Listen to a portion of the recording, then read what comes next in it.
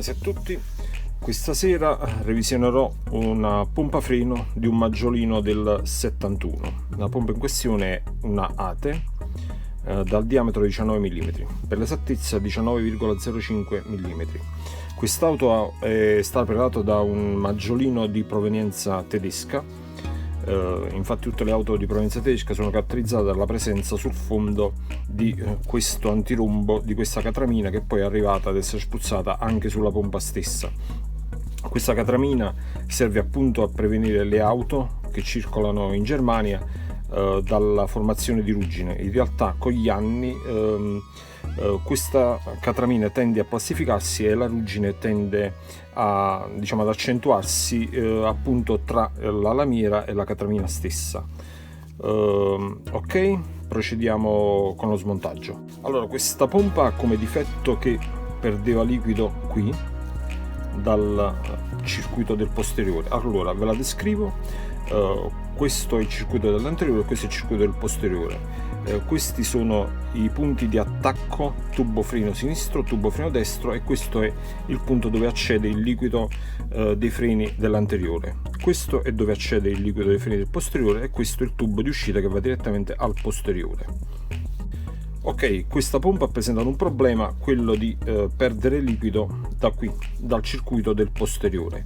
Però ha avuto questa caratteristica, la caratteristica che nonostante si svuotasse il circuito del posteriore, il circuito dell'anteriore continuava a funzionare perfettamente. Questo anche grazie alla vaschetta, che ha una paratia che la divide, che divide appunto il circuito dall'anteriore al circuito del posteriore. Appunto questa paratia ha permesso di non far terminare l'olio nella vaschetta e quindi di regolare nell'afflusso al circuito dell'anteriore. Quindi in questo caso nel malfunzionamento che ha avuto questa pompa si è svuotato solo il lato del circuito del posteriore e l'auto poteva continuare tranquillamente a camminare usando solo i freni anteriori appunto. Ok, la pompa è già stata smontata dall'auto. Ovviamente questi sono i due perni che la tengono collegata al telaio. Qui c'è questo gommino e qui ci sarà un fermo che andremo a togliere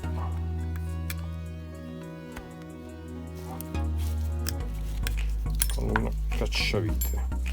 Ok, sotto di esso c'è una rondella, anche questa viene via ed ora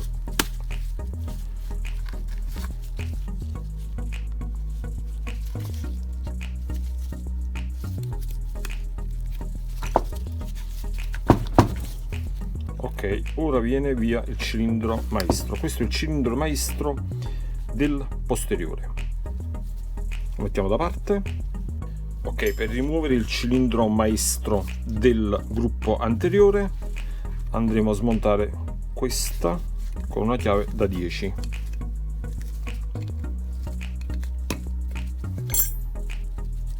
Ok, potremo toglierla del tutto ed ora dovremo, eccolo qui, questo è il circuito dell'anteriore. Ok, un'altra cosa che faremo sarà quella di andare a smontare con una chiave da 22 il bulbo che aziona gli indicatori di stop.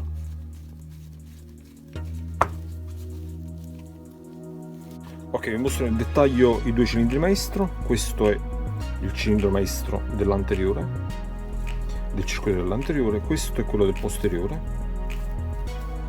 Con molta probabilità la perdita di liquido è dovuta alla rottura di questo gommino. Non ci resta che sostituire i gommini sui due cilindri maestri e dare una ripulita all'esterno, una controllata all'interno di questa pompa e riassemblare il tutto.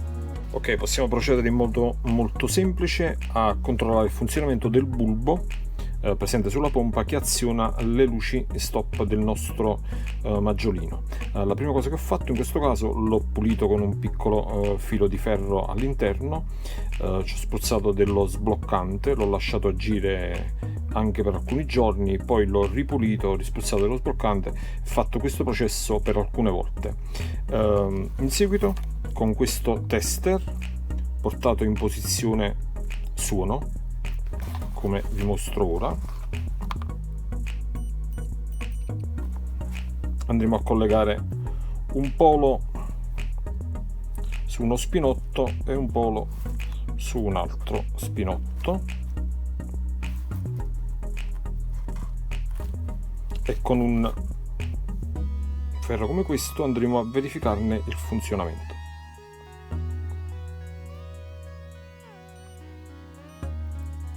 Ok, il bulbo emette un suono alla pressione, diciamo, di questo piccolo leveraggio metallico. Ok, l'interruttore funziona. Ok, la nostra pompate è stata pulita usando una spazzola metallica montata davanti a una smerigliatrice, e poi ho dato una mano di vernice nera così per proteggerla dalla ruggine. Purtroppo per motivi di tempo non mi è stato possibile fare un video dove fare la parte del video dove illustravo con precisione come avviene lo smontaggio delle parti interne della pompa, cioè quindi del cilindro maestro. Questa è la parte dell'anteriore e questa è la parte del posteriore. Ho cercato di assumere il tutto anche usando questo piccolo schizzo. Ok, questa è la parte dell'anteriore. Qui sono presenti 3 guarnizioni di tenuta, questa dove è presente anche una ghiera metallica, e queste 2 rispettivamente. Questa va montata qui e queste 2 vanno montate qui e qui, usando il verso come illustrato sullo schizzo. Quando andrete a pulire le parti del cilindro maestro dovete fare particolare attenzione che questi fori debbano essere puliti e non ostruiti. Questo è il circuito del posteriore, viene smontato così, in questo modo. Anche qui sono presenti 2 guarnizioni di tenuta, questa dove c'è anche all'interno una ghiera metallica e questa che era la causa del nostro problema.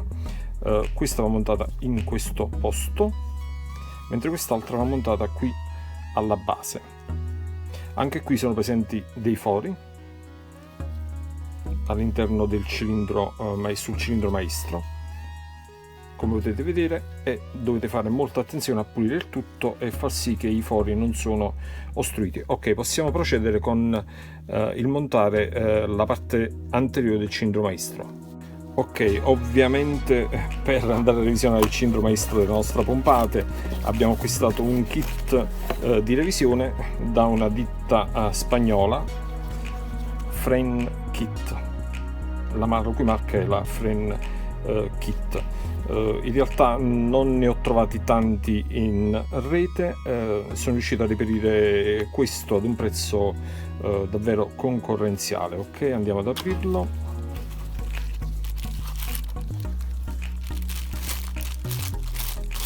All'interno di questo kit saranno presenti, ok, delle guarnizioni.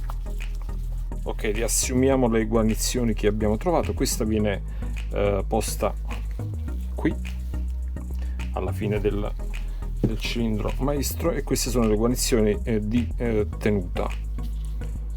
Ok, questa va a sostituire questa, anche per questo stesso discorso.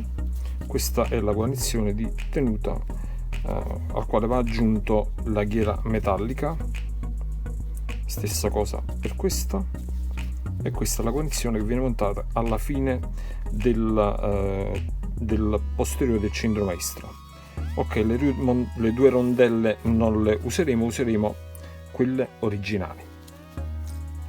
Ok, partiremo con la parte anteriore del cilindro maestro. Mi sono procurato un po' di olio freni che ho messo in questo contenitore, e quindi vado ad oliare un po'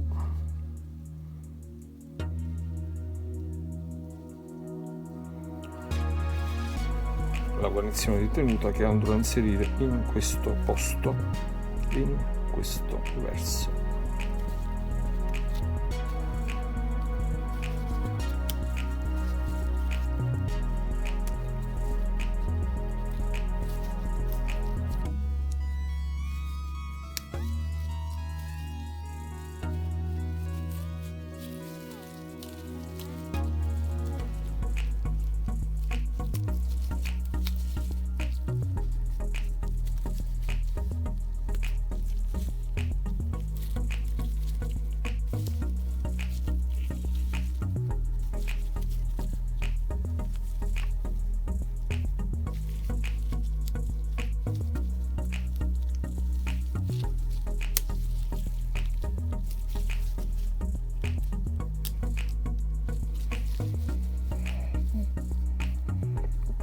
Ok, abbiamo inserito la prima, passiamo alla seconda che va inserita in questo verso.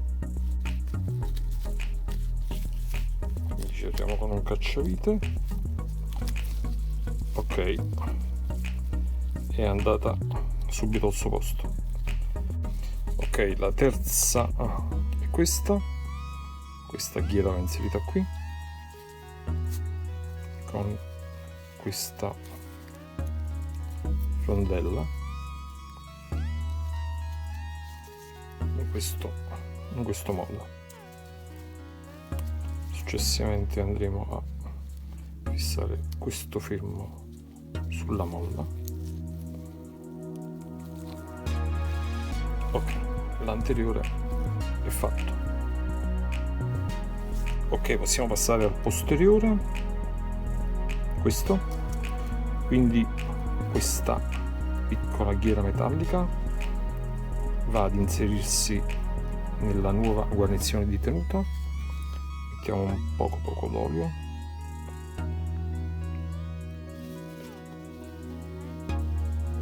poi andremo a mettere questa rondella e la guarnizione di tenuta così. Questo fermo, ed ora dovremmo incastrare il tutto e avvitare questa vite sul posteriore del cilindro maestro. Quindi con un cacciavite come questo andremo a premere la molla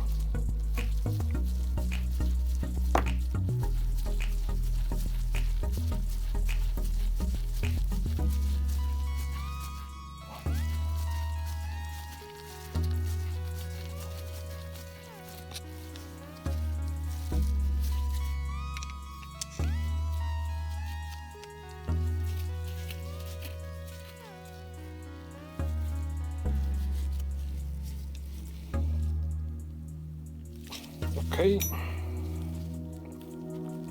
Questo è il posteriore, non ci resta che montare questo gommino che è praticamente la parte finale del nostro cilindro maestro in questa posizione. Ok, andiamo ad oliare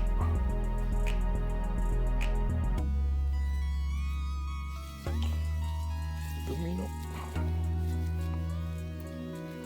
con le mani se ci riusciamo, oppure ci aiutiamo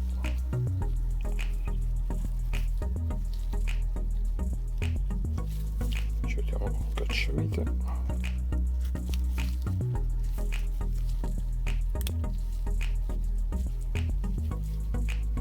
Ok, in questo modo.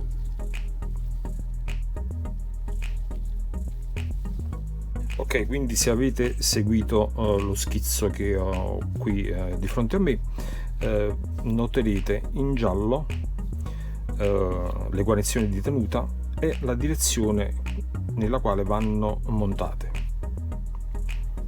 Questa qui è il posteriore. Ok, ora andremo a mettere un po' di olio freni all'interno della nostra pompa e poi possiamo proseguire con l'infilare il cilindro maestro anteriore.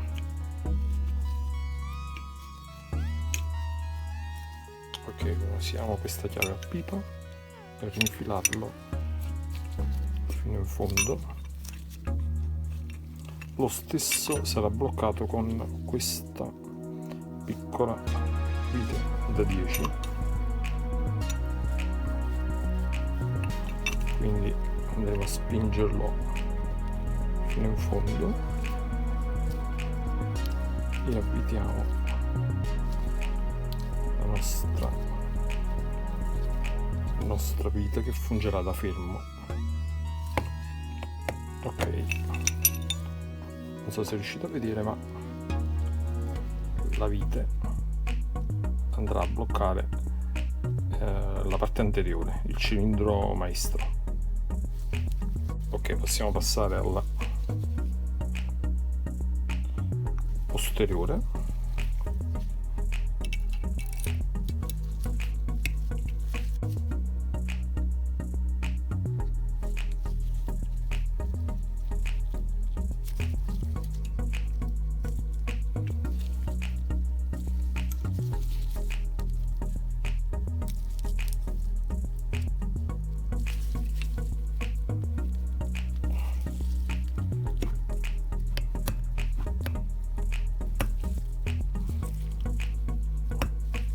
Ok, non ci resta che mettere rondella e fermo.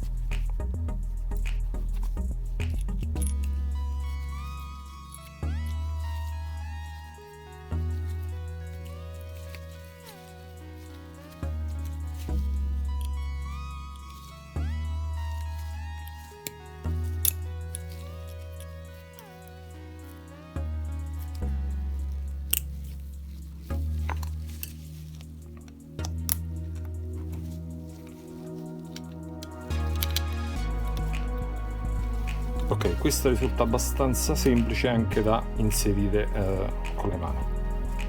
Ok, il passaggio successivo sarà quello di andare a installare questo bulbo che è l'interruttore delle luci stop.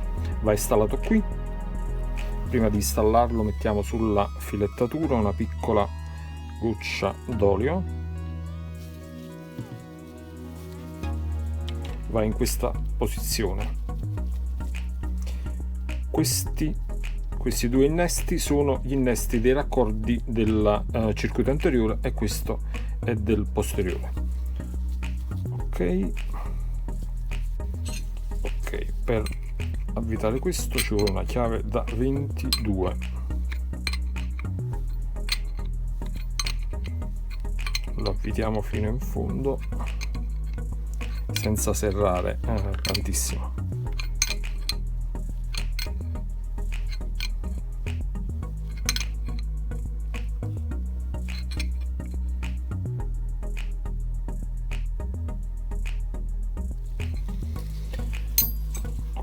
Ok, l'ultima cosa che ci resta da fare prima di montare la nostra pompa è andare a inserire un po' di grasso in questo punto, è il punto dove si collega il piccolo cilindretto che è collegato al pedale del freno. Ok,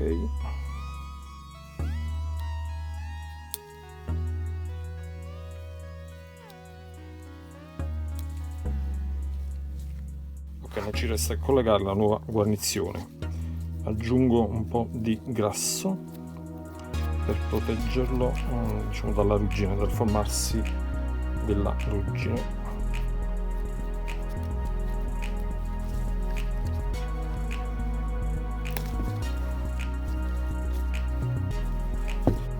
Ok, aggiungiamo anche i due perni che la tengono collegata al telaio, una piccola goccia d'olio,